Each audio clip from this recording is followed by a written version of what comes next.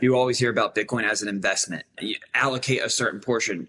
No, the proper allocation to Bitcoin is 100%.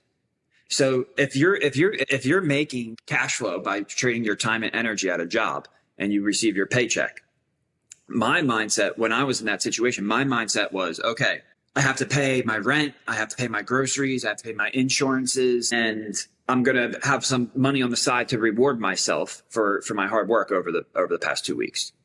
But the rest of this money that's left over, I don't want to put it into investments. I don't want to put it into stocks, or I don't want to add risk. I want to be risk free.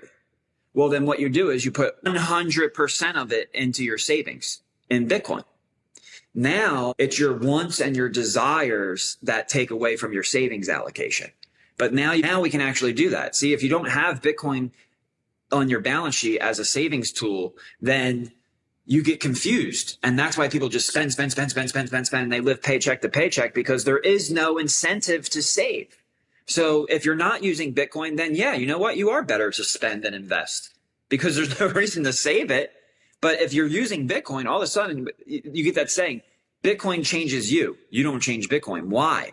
Because the more and more you save in Bitcoin and the more and more you see your purchasing power go up over time, it changes your incentives.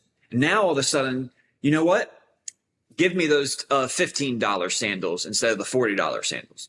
You start looking at value. You start understanding, and what you said about real estate is important too, because real estate, I think, is an important asset class. And anybody who's looking at real estate right now, especially if you're trying to start a family and you want your own home, here's my recommendation.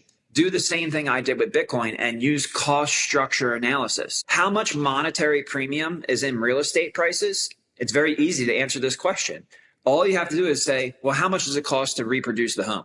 If I went and I had all of the connections to the builders and the electrical workers and the foundation layers and the concrete and the wood and the copper and the shingles, if I could source all of that and I wanted to expel my time and energy to source all of that and make this happen, how much would it cost me to produce this home? And once you understand the cost structure of producing a single family home, now you can look at the price of it and compare it to the cost basis to understand the premium that you're paying.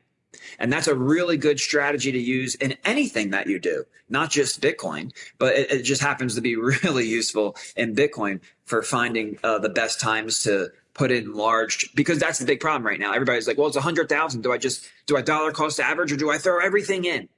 Well, in the discount zones, you throw everything in. In the premium zones, you dollar cost average. Now, my biggest concern is that model is breaking because this gets back to the second part of the original part of our conversation, the price agnostic perpetual bid. We have the United States federal government starting a strategic Bitcoin reserve. When Loomis's bill gets passed through Congress, the United States will begin to acquire Bitcoin, up to 200,000 Bitcoin per year. They will not care what the price is. They will simply take a portion of the tax income. They'll take a percentage of the tax income and they'll buy Bitcoin. It doesn't matter if the price of Bitcoin is 60,000, 10,000, 100,000, or 10 million. They're going to buy it every single time, and they're just going to continue to dollar cost average in. That is called price agnostic bid. And in no previous cycle did we have a price agnostic bid. There was no buyer of last resort. We now are going to have a buyer of last resort in the form of the United States federal government. And that's going to trigger and force other nation states to also become buyers of last resort.